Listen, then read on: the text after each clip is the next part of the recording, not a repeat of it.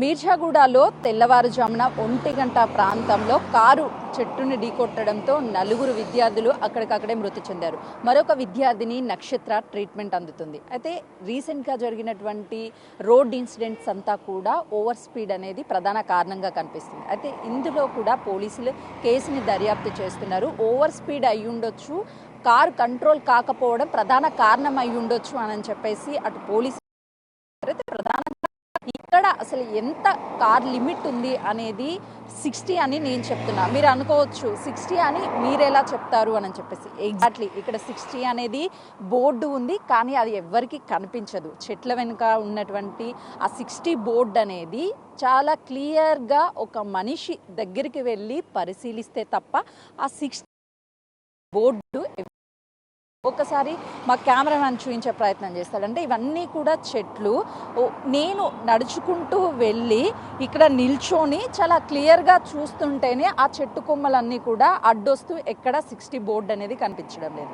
For example ఇటుగా వస్తున్నటువంటి vehicles ఒకసారి చూపించే కెమెరామెన్ వంశీ చేస్తాడు. వస్తున్నటువంటి వెహికల్స్ 60కి మించి ఈ టైంలో వస్తున్నాయి. తెల్లవారుజామున రోడ్ అంతా కూడా చాలా ఖాళీగా ఉంటుంది. రోడ్ అంతా ఎంత వెహికల్స్ స్పీడ్ వస్తాయి అనేది ఒకసారి ఊహించుకోవచ్చు. ఆ కారు చూస్తే 60 స్పీడ్ వెళ్తుంది అని అంటే కాదని చెప్పుకోవచ్చు. అంటే కనీసము అటు వాహనదారులలో అవేర్నెస్ ఖచ్చితంగా ఉండాలి.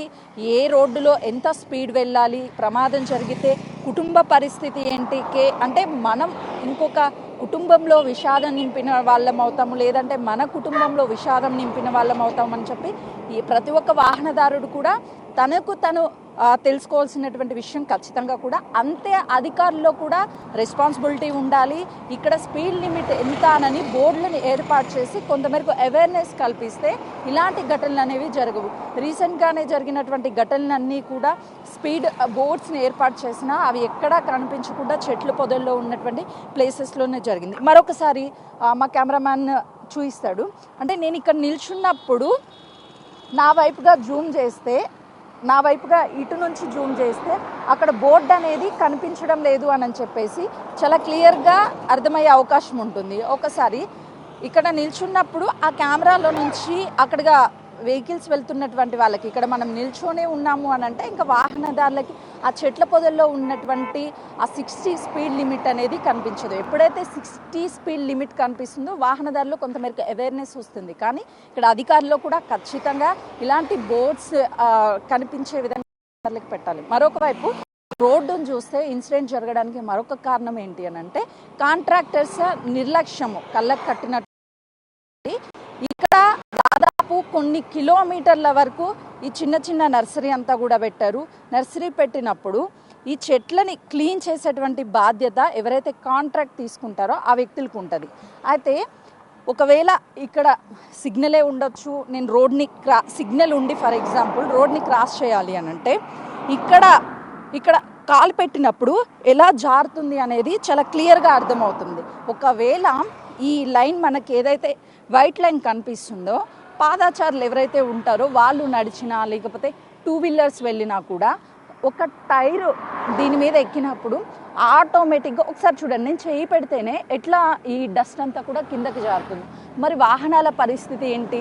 ఇంత రిస్క్ ఉన్నటువంటి ఏరియాలో ఇదంతా క్లీన్ చేయాల్సినటువంటి బాధ్యత ఉంది.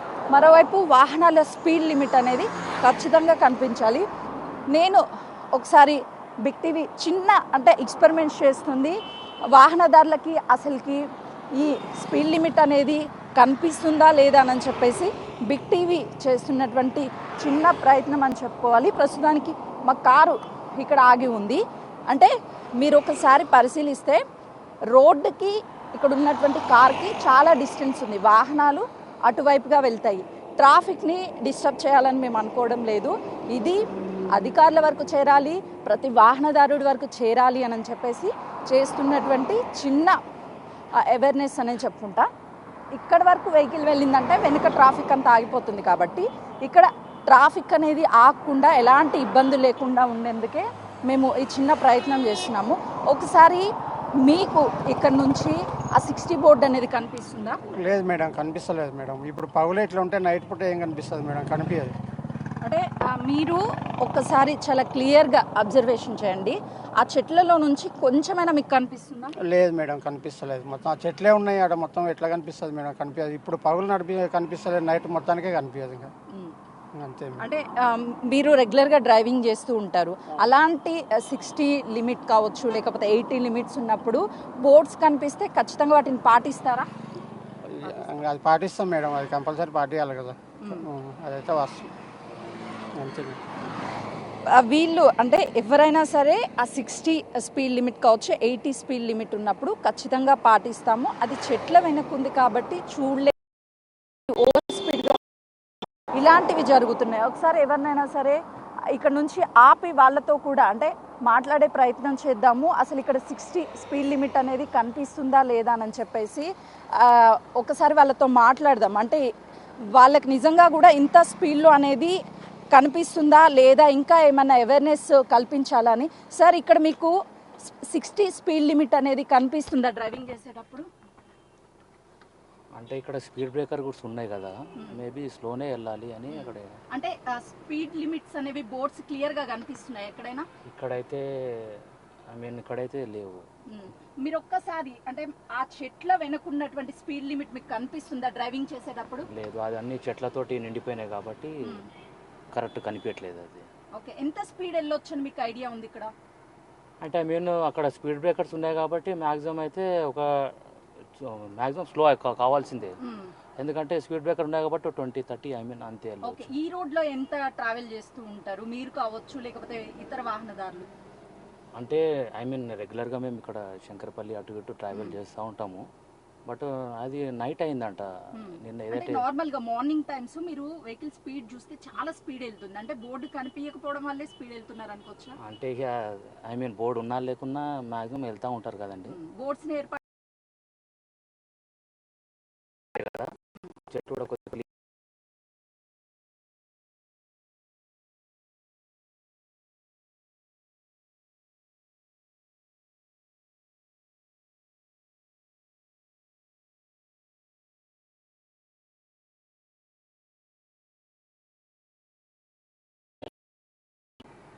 అయితే వాహనదారులు కూడా ఇక్కడ నుంచి వెళ్ళండి, వాహనదారులు కూడా స్పీడ్ బ్రేకర్స్ ఎక్కడైతే ఉన్నాయో అక్కడ మేము లిమిట్ని పాటిస్తున్నాము.